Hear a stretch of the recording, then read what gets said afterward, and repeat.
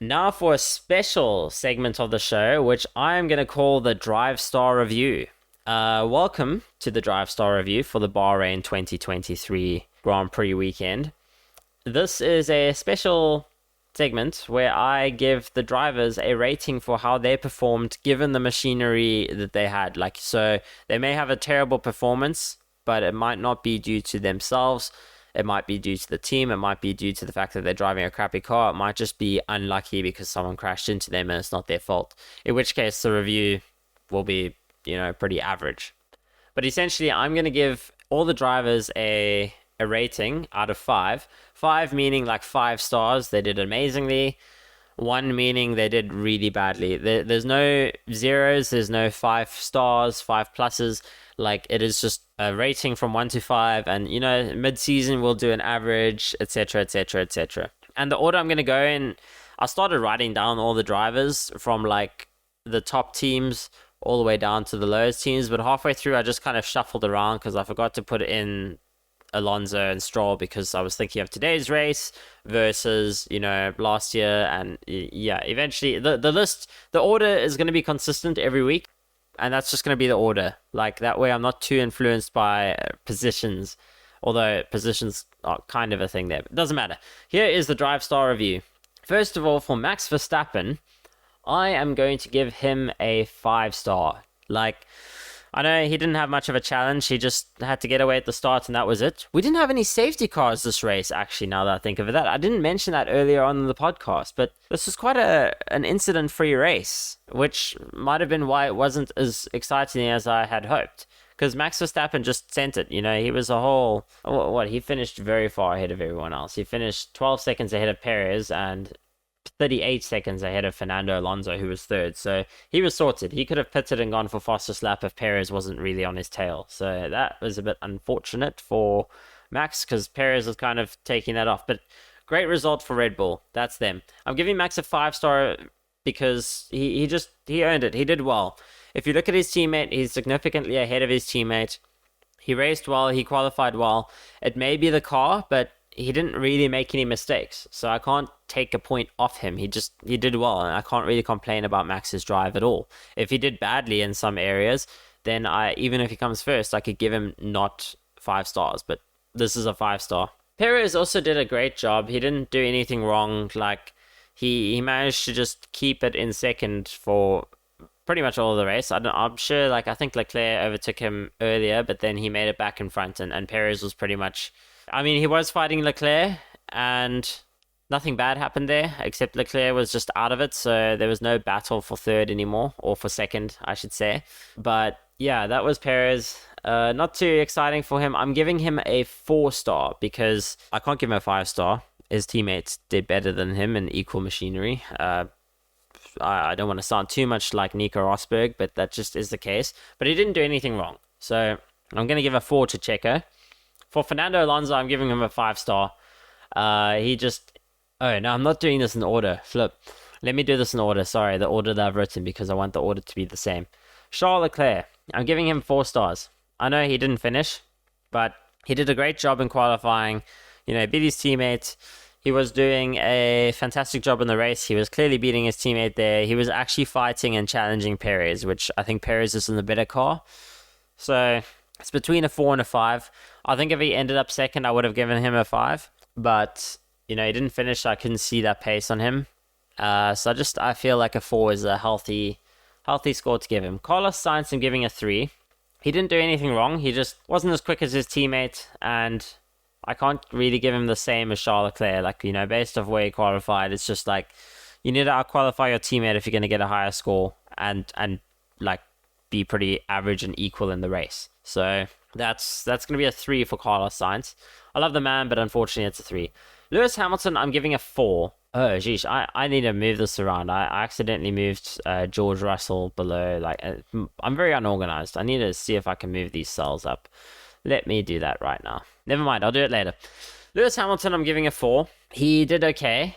He didn't do amazingly, but he did okay. And, he did do amazingly. He did very well to go catch up and start challenging Sainz, which I think for the Mercedes, this is a very good job.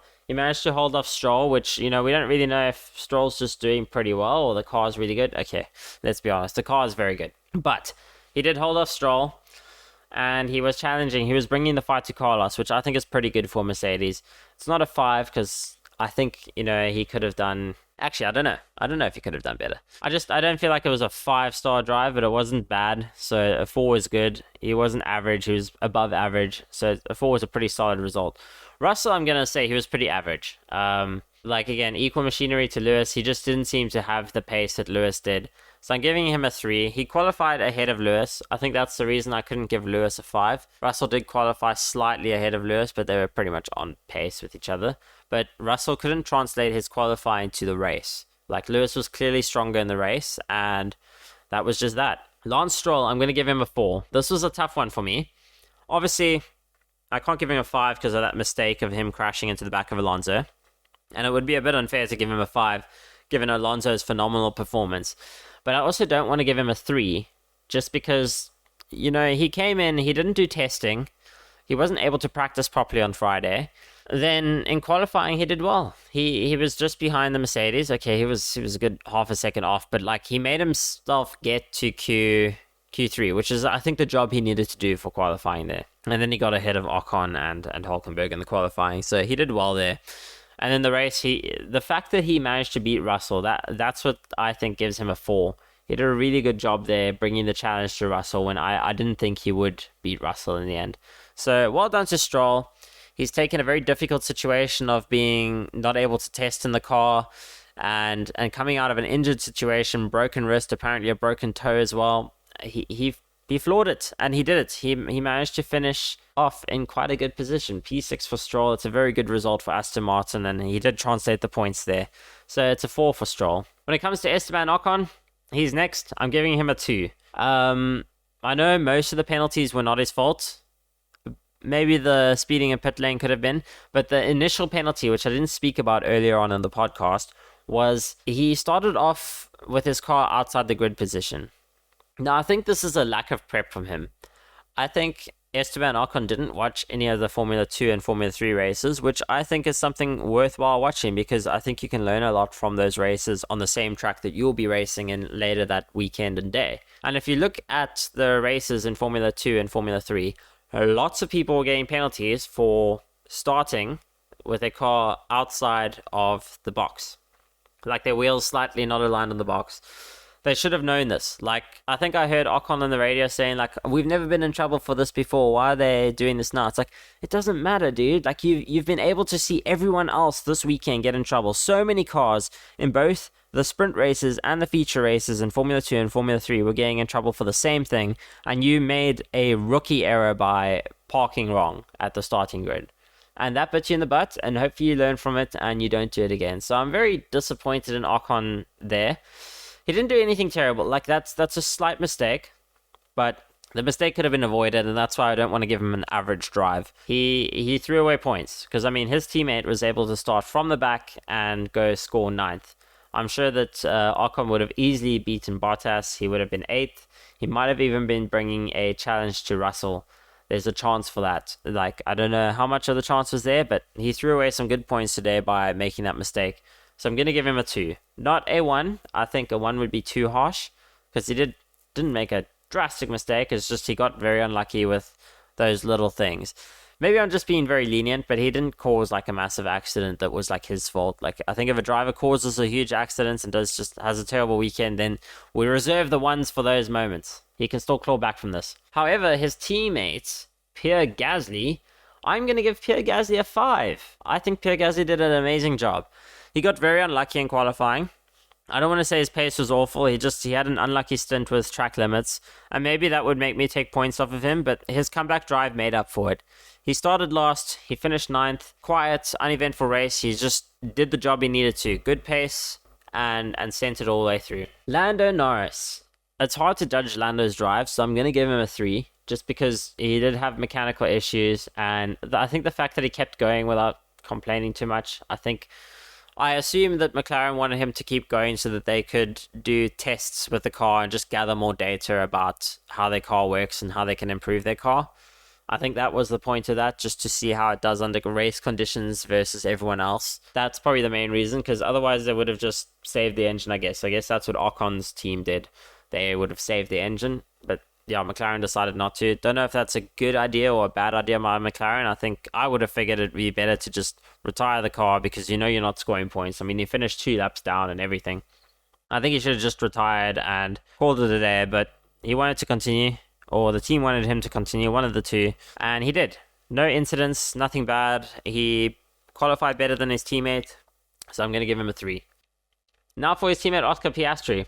Oscar didn't have a very long race before he had mechanical failures and had to just leave. He had a bit of an unlucky situation in practice with a lot of lockups, and in actual qualifying, he didn't make it into Q2, which is unfortunate. But yeah, he's a rookie, so I'm going to give him a lot of grace. And we didn't get to see his race pace, really. Like, we didn't get to see much wheel-to-wheel action. Maybe we did at the start, but I forgot. It was so uneventful, because I was probably watching Alonso the whole time. But Oscar Piastri ended up with, 20th. I'm still going to give him a 3, though. I don't think he did a bad race. So I feel like I can't judge him too hard, especially on his debut race. It's a 3. He didn't do anything bad himself to earn that 20th position. It was the team that let him down. Valtteri Bottas, I'm giving him a 4, because he did he was consistent, he was there, not a mistake to be had. Nothing amazing that, where there's amazing moves to look back on, but, he qualified well, relatively well. He took advantage of other people DNFing and stuff like that, and that was that. He qualified kind of on par with his teammate, and he made the moves to get the points. Similar with Zhou Guanyu.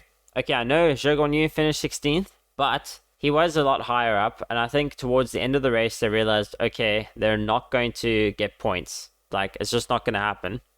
But they know that their closest rivals, Pierre Gasly, I think Alfa Romeo sees Alpine as their closest rivals, because Alpine is kind of the new best of the rest. Maybe Alfa Romeo is actually the best of the rest, but Alpine's best of the rest, because McLaren's just not competitive anymore, and Aston Martin's not really the rest anymore. So I think that they just made Guan Yu Zhou go out there, pit again towards the end of the race, just to get that fastest lap point and take it off Gasly, because Gasly had the fastest lap point. I think if Verstappen had the fastest lap point, they would have left Guan Yu Zhou out there, but because Gasly had it, and they're actually a direct competition, they sent Guan Yu Zhou out to take that off of Gasly, which makes sense. That was a good strategic decision by the team, and I'm impressed by that. So it is a 4 for Zhou Guan Yu. Kevin Magnussen, I'm giving a 3. Uneventful race, didn't qualify well. It's between a 2 and a 3, but he didn't do anything terrible in the race, so I'm giving him a 3. Just because he qualified badly, but he made the positions up. I guess not really through anything on his own. He had a stable race. Like, not the best qualifying, but he did have a stable race. He was there to capitalize. If there was like a 3-car crash ahead of him, he would have gotten a point. So good on Kevin. Very average. 3 is what he's getting. Nico Hulkenberg, similar thing. I'm going to give him a 3. He qualified well, but then he got contact at the start, and that kind of just ruined his race. Beyond that, nothing terrible happened. I don't want to give him a 2 for his results. He got unlucky. It's a 3. He was average. Yuki Tsunoda, I'm going to give him a 4, because I didn't expect the AlphaTauri to be up there fighting for points. I mean, to be fair, Alex Albon and the Williams did get a point, but Yuki Tsunoda was right behind him. He finished like a second down. He was chasing Alex right onto the line. He was competitive when his teammate was not. So I'm going to give Yuki a 4. It's not a 5. I think if he got a point, it would have been a 5, but it's a 4 for doing a good job. Nick De Vries, his teammate, again, F1 rookie, did score points on his debut last year in Monza as a guest appearance, but I'm giving him a 3. It's between a 2 and a 3. He's just off the pace, not there. It is quite unfortunate, but I think it will just take a few races for him to get used to the car. They are driving a terrible car. I think Yuki just put the car somewhere where it shouldn't be, so that's why Yuki gets a 4. Nick De Vries, average, it's a 3 for him. On to our final team, Williams. Alex Albon is getting a 5.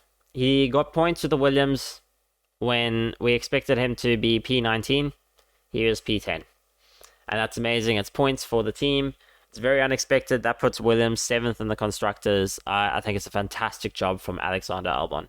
His teammate Logan Sargent, I'm going to give him a 4, because Logan Sargent was not too far off of Alex Albon. He was there. He was there ready to score on any opportunity. I was thinking maybe Alex and Yuki would crash into each other and give Logan Sargent points on his debut. Didn't happen, which is, I guess, good for Alex and Yuki. But yeah, Logan was there. He was ready to capitalize. It's not points, so I'm not going to give him a 5. His teammate did beat him. As a rookie, though, for his job well done, I'm giving him a 4. So that is the Drive Star review. I hope you enjoyed that part of the show. And yeah, that was pretty much it for the race. I'm trying to think if there's anything else I can think of before I call the show to an end. Not really. I'm just happy with how Alonso got that podium. I was spending most of the time in the race watching Alonso go for it. I thought it was amazing. I think Esteban Ocon's penalties were quite funny. That just kept happening. Otherwise, the race was relatively uneventful. I think this is the main thing I want to say about the race is Max Verstappen. Although Max Verstappen is winning, the whole second place, well, maybe third place, like best of the rest, we have a fight between Charles Leclerc, Carlos Sainz, Alonso, Lewis Hamilton, and pretty much George Russell, maybe even Lance Stroll for that P3 position in the driver's standings, which I think this makes Formula One very interesting. I'm sure when people watched during the Hamilton domination era, they supported the midfield, and that's what made the season interesting. So as long as you look at the season in a way where it's not like Max is dominating, Max is winning, this is the way to go. Well, if you're a Max fan, then cool, enjoy the fact that Max is winning. But if you're finding the sport to be boring, stop looking at who's winning and look at those surprise podiums, like who's getting those podium spots, and treat a podium as a win. If you look at a podium as a win, or for those bottom teams like Williams and AlphaTauri or Alfa Romeo and McLaren, if you look at them getting points, then the race suddenly becomes a lot more interesting. So I would encourage you, if you find F1 to be a bit boring this season, it's not like 2021, just look at the race through that lens of like, for some teams, a podium is a win, and for some teams, points is a win, etc., etc., etc. And for some teams, other people not scoring points is also a win. So that keeps the sport interesting. I'm very excited for Jeddah, and I'm very excited to talk about more stuff about F1, about F2, about F3. So much stuff to talk about. I think in future, what I might try do is a post-qualifying show, because at post-qualifying, we can talk a lot about practice and predictions for the race. The episode might come out a bit later, stuff like that. But this is a new format. I want to try it out. I would love your feedback on YouTube. Preferably leave it in the comments. If you are able to leave feedback somehow through the podcast channels, try do that. I'm not sure how that works yet. I'm not pretty new to podcasting. This is only episode 7. But guys, thank you for listening, and I look forward to the rest of the season. It's going to be a good one. All the best. Cheers.